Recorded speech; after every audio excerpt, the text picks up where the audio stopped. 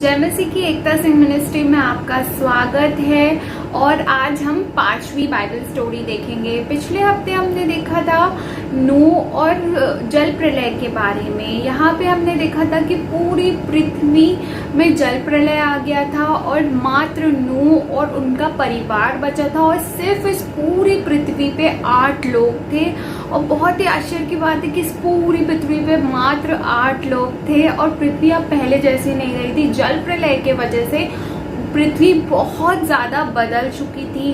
तो जब नूह और उनका परिवार जाते रहते हैं तो उन्हें एक वो शिनार नामक मैदान में जाके रुक जाते हैं और वो मैदान उन्हें स्थान ऐसा लगता है कि वहाँ पे रहा जा सकता है, तो वो वहाँ पे जाके बस जाते हैं। परमेश्वर उनको आज्ञा देते हैं कि आप पूरी पृथ्वी पे फैल जाओ और पहले की तरह फूलो फलो करके परमेश्वर ब्लेसिंग देते हैं। लगभग 100 वर्ष बीत जाते हैं। 100 वर्ष बीतने के बाद इस पृथ्वी पे लगभग 30,000 लोग हो जाते हैं। वहाँ पे 30,000 लोग होने के बाद भी कोई भी उस नगर को, उस शहर को, अपने लोगों को, स्थान को छोड़ के जाना ही नहीं चाहता था। भले परमेश्वर ने आज्ञा दी थी उन्हें कि इस पृथ्वी पर पे फैल जाओ, लेकिन फिर भी वो परमेश्वर की बात को नहीं मानते और सब एक साथ रहते हैं। और वो सब मिलके क्या सोचते हैं कि परमेश्वर फिर से ना कोई जल प्रलय ले आए, फ्लड ले आए और वो सब नष्ट हो जाए।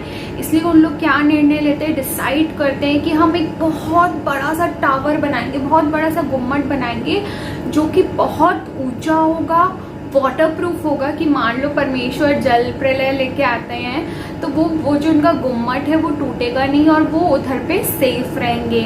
और वो ये भी सोचते हैं कि बाद में हमारी जो फ्यूचर जनरेशन है या भविष्य के लोग हैं हम पे गर्व करेंगे और सोचेंगे कि इन लोगों ने कितना महान और बड़ा सा गुम्मट बनाया, कितना अच्छा सा मॉन्यूमेंट बनाया करके ऐसा सोचेंगे लोग करके उन लोग वहाँ के उस समय के लोग सोचते थे। वह सब एक ही भाषा बोलने वाले, एक ही परमेश्वर को जानने वाले लोग थे, लेकिन उसके बाद भी वो परमेश्वर की आज्ञा को नहीं मानते हैं और परमेश्वर की आज्ञा का उल्लंघन करते हैं और परमेश्वर को चैलेंज करते हैं। उनको लगता है कि हम लोग अगर एक साथ हैं तो हम लोग सब बहुत स्ट्रॉन्ग है, हम परमेश्वर के तुल्य हो जाएंगे, हमको परमेश्वर अगर कोई विपत्ति भेजेगा तो हम उससे बच जाएंगे। उन लोग की सोच ऐसी हो गई थी उस समय के लोगों की। नूह, शेम, हाम और योपेत ये वही 4 पुरुष हैं जो वो 8 लोगों में से जो उस जहाज में थे, वो उस समय जब ये गुम्मट बना रहे थे तब वो लोग जिंदा थे। बाइबल हमें बताती है कि नूह जल प्रलय के बाद 350 वर्ष तक जीवित था और उसकी कुल आयु 950 वर्ष थी। शेम बाबुल के गुम्मट के बाद 400 वर्ष तक और जीवित था और अब्राहम, उसके पुत्र अब्राहम के पैदा होने के बाद वो जब अब्राहम 33 इयर्स का हो गया तब तक शेम जीवित था और कुल आयु वो 600 वर्ष तक जिया। परमेश्वर ने बड़ी कोमलता के साथ, बहुत पेशेंस के साथ लोगों को आज्ञा मानना सिखाया, उनको आज्ञा मानने के लिए मजबूर किया, लेकिन लोग इतने हटीले टाइप हो गए थे कि वो परमेश्वर की आज्ञा को नहीं मानना चाहते थे। इसलिए परमेश्वर ने रातों रात उनकी भाषा में गड़बड़ी कर दी और सब अन्य अन्य भाषाएं बोलने लगे और उन्हें एक दूसरे की भाषा समझ ही नहीं आ रही थी और सब अलग अलग भाषा बोलने लगे।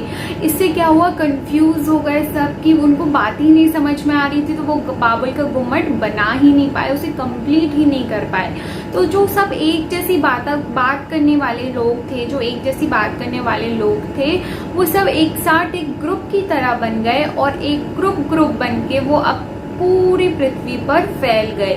नगर का नाम बाबुल और उस टावर का नाम बाबुल का गुम्मट पड़ गया, क्योंकि हिब्रू भाषा में, इब्रानी भाषा में बाबुल का मतलब होता है गड़बड़ी। वहीं से भाषाओं में गड़बड़ी आ गई। जब लोग अपना ग्रुप बना के वहाँ बाबुल के गुम्मट से जाने लगे, पृथ्वी पर फैलने लगे, तब वो परमेश्वर को जानते थे, वो परमेश्वर की उद्धारकर्ता की प्रतिज्ञा को जानते थे, वो जानते थे कि कैसे परमेश्वर ने अविश्वासी लोगों को जल प्रलय लाके दंड दिया। वो परमेश्वर के ज्ञान को, सारी बातों को जानते हुए उस बाबुल के गुम्मट के स्थान से आगे गए, अलग अलग जगह चले गए, लेकिन वो अपने विश्वास में प्योर नहीं रह पाए और कई वर्ष बीतने के बाद, लगभग 2000 वर्ष बीतने के बाद, उन लोगों ने कई देवी देवताओं, चंद्रमा, सूरज, चांद की उन लोग ने पूजा करना स्टार्ट कर दिया और उन्हें मानना स्टार्ट कर दिया और वो सच्चे परमेश्वर और एकमात्र परमेश्वर को भूल गए। परमेश्वर ने शेम और उसके वंश के द्वारा सत्यता और उद्धारकर्ता की प्रतिज्ञा को जीवित रखा और फिर वही लोग परमेश्वर की राह में चलते रहे और उसी के वंश से अब्राहम आए और अब्राहम के बाद लास्ट में हमारे प्रभु यीशु मसीह आए। आज की बाइबल स्टोरी में हमने क्या क्या देखा? आज की बाइबल स्टोरी में हमने देखा कि परमेश्वर ने उन्हें आज्ञा दी कि पूरी पृथ्वी पर फैल जाओ, लेकिन वो सब एक साथ रह के परमेश्वर की आज्ञा को ना मानकर एक बड़ा सा गुम्मट बनाने लगे जो कि बहुत वाटरप्रूफ था और उन्हें लगता था कि अगर परमेश्वर फिर से जल प्रलय भेजेगा तो वो उस स्थान पे सुरक्षित रहेंगे।